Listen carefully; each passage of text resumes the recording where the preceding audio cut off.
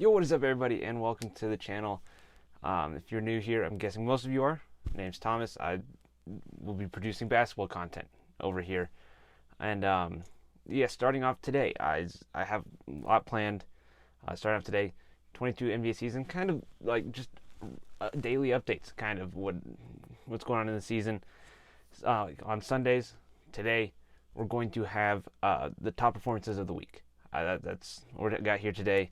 I know it has been a full week, so starting from Tuesday, 18th, up until last night, I got the top 10 or so performances that stuck out or most impressive to me over this week. But yeah, if you're new here, I'm guessing most of you are, please consider liking and subscribing if you enjoy it.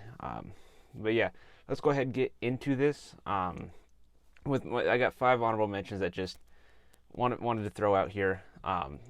Fifth, the least impressive, but stuck out to me when I just looking through this. Rudy Gobert's 23 rebound performance against Utah. I just seeing that, like, just looking through performances, because I didn't watch the game live, but just seeing that look and then going to watch just seeing that in the box score is like, what the heck just happened? Like that's what that was. Like, it's a pure shock. I was like 23. I think it was even 10 offensive rebounds. Just that the 10 offensive rebounds caught me off guard the most. So he makes the list here at number 5, but really 9 points. The common Rudy Gobert thing. Okay, just getting not biggest offensive threat, but yeah. Anyway, just I enjoyed seeing that, the 23 rebounds. Next up, Paolo Banchero's NBA debut, 27 points and 9 rebounds, and an absolute poster of a dunk. One of the best performances we've seen since LeBron. Absolutely deserves some recognition here. And then a couple others that I actually consider, those two I didn't fully consider for this top 10.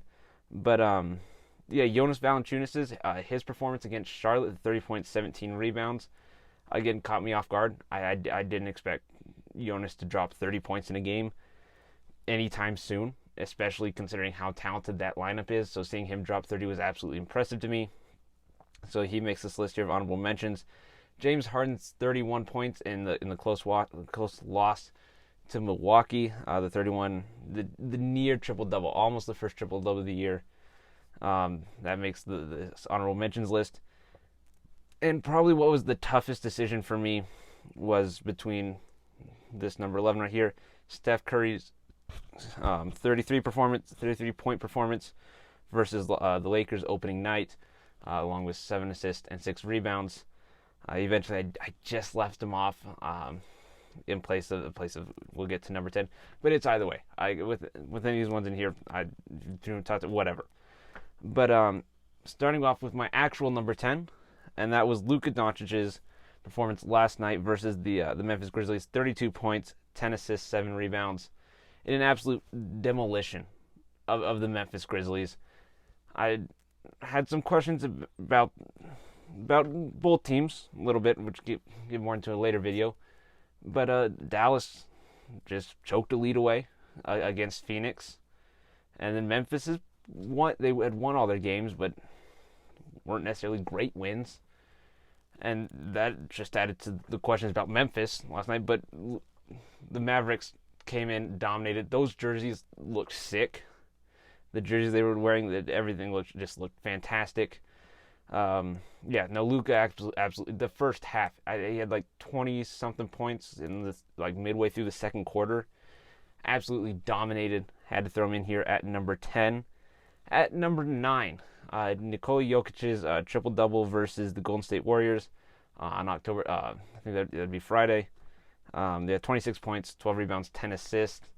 In an upset of the defending champions Golden State Warriors. And this is where I don't know, because there's some really close ones. Got some last night. There were 3 40-point performances, and like just depending on what you value is how you order them. And I say 40-point performances as the 3 average got exactly 40. I think there's even one more above 40, but those 3 exact 40 was depends on how you value it. The win against Golden State, I valued that quite a bit, and his leadership in that one had to go with it here at number 9. And now we get into this trio. And this one hurt as a Celtics fan to put at number 8, but it didn't quite, I don't know. I wanted to put it higher. I really did. But Jason Tatum's 40 points versus Orlando, and we needed every bit of that. We absolutely did. Derek White helped a lot in that one, but we needed Tatum a lot. So 40 points, 8 rebounds, 1 assist. And that's where it just kind of doesn't, the stats just don't match up. And this is where you take the win. Like, out of these 3 with 40, he had the biggest win differential. Maybe you value that more. I want to, didn't. It's all pretty much a tie for 6th place. But Jason Tatum, absolutely fantastic performance against the Orlando Magic last night. He falls in at number 8. Number 7 went with Paul George. His 40 points, 6 rebounds, 6 assists. Again, very clear argument to get this high, to get this higher than the last 40 point I have in here. But yeah, in the end, I did go with Joel Embiid at 6th. But fantastic game. It was absolutely amazing from Paul George. Again, needing every point of that the 40 he dropped, with the Clippers barely beating Sacramento by 2. So again, another fantastic performance. I have him here at number 7. Joel Embiid at 6th. His first dominant game, finally, for Sixers fans out there. 40 points, 13 rebounds, and a loss. So it's rough. It's hard. I was like to organize these ones because I think numbers wise, it's Joel, and that's what I eventually went with. And but you look at the loss, you could bump him down. Tatum's effect in the win, and Paul George's, bump him higher. But their numbers, especially Tatum's, weren't as good as the other two. So I eventually went Embiid, whatever order, fine. But then I think we step it up a bit here, going into the top 5, especially the top 4.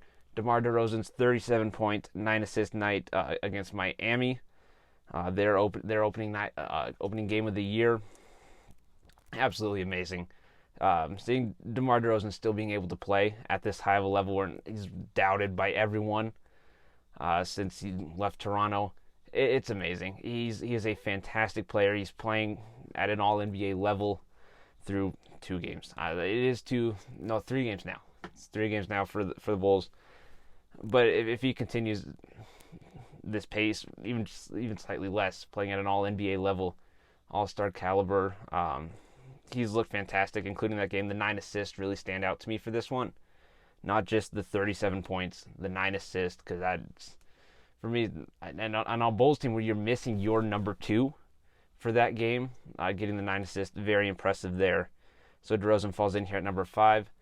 At number 4, Damian Lillard's 41-point game, 7 rebounds, and a win against the Phoenix Suns. But again, they needed every point of that, winning 113-111. The Trailblazers did. And so that one I valued the winning a bit more, and plus the rebounds. Again, you can throw that in there with the other 40-point ones, about which one. I think, I believe this is Lillard's first game. No. He may have played in their loss before. But his first standout game of the year, 41 points.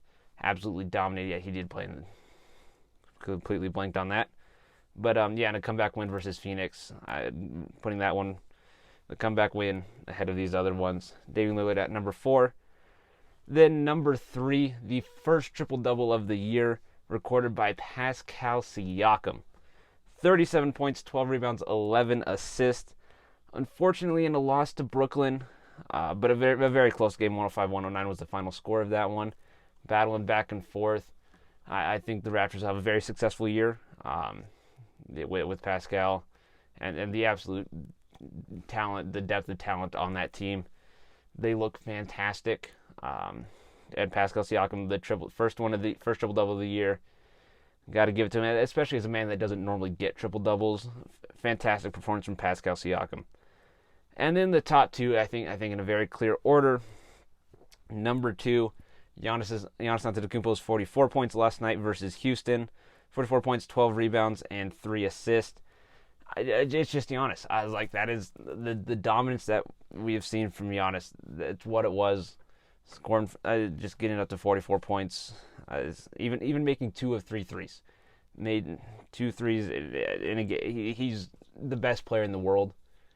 I think it's hard to contest that at this point. I get all you Steph Curry stands are probably, obviously, Steph Curry, but Giannis to me is the best player in the world. And he falls in at this number 2 spot for most impressive performances of the week.